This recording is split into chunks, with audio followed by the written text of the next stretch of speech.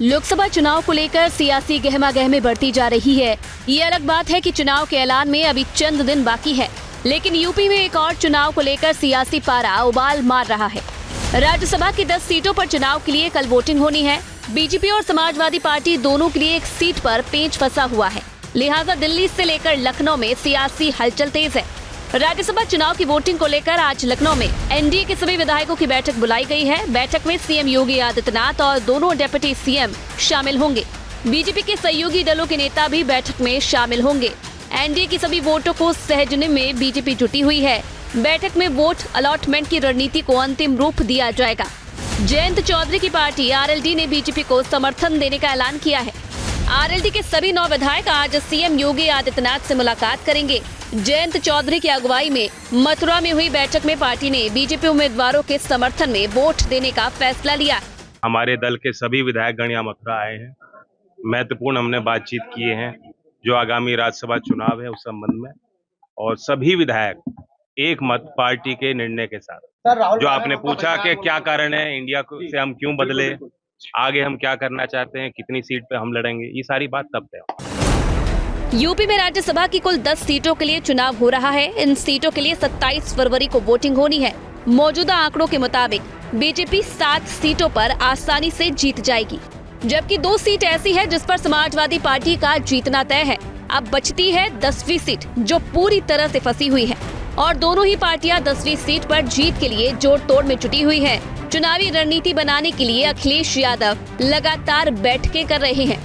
कल Lucknow party office में party के विधायकों के साथ बैठक की, उन्हें वोटिंग के लिए ट्रेनिंग दी गई। अखिलेश यादव ने आज सभी विधायकों को डिनर पर बुलाया है। डिनर पार्टी ऑफिस में ही होगी। डिनर में रामगोपाल यादव, शिवपाल यादव, डिम्पल यादव और राज्यसभा चुनाव के तीनों उम्मीदवार और पार्टी पदाधिकारी भी मौजूद रहेंगे। जो संख्या सामने है उस संख्या के हिसाब से जोड़ लेने पर किसी भी तरीके से उनकी बात सही नहीं हो सकती। अंदर खाने अगर वो कुछ अपने मन में पका रहे हों तो मैं कहना चाहता हूँ कि ये चंडीगढ़ तो है नहीं जो चंडीगढ़ की तरह से रिटर्निंग अफसर लोगों के वोट खारिज करके उनको जिता देने का काम करेगा। इसलिए सीधा सीधा मामला है। दूसरे, जब ये सारे वोट दिखा करके दिए जाने हैं, गोपनीय भी नहीं होना है, तो ये भी संदेह की गुंजाइश नहीं है कि किसने दिया किसने नहीं दिया, और कोई बात ही नहीं है। इसलिए सीधा मामला है। समाजवादी पार्टी ने 3 प्रत्याशी खड़े किए, तीनों जीतेंगे। राज्यसभा चुनाव के लिए वोटिंग की नौबत तब आई जब बीजेपी ने संजय सेठ को 8वां उम्मीदवार बना दिया। हालांकि विधानसभा में संख्या बल के मामले में बीजेपी 8वीं सीट के लिए कमजोर दिखाई देती है। यूपी में राज्यसभा की एक सीट जीतने के लिए 37 विधायकों की जरूरत है।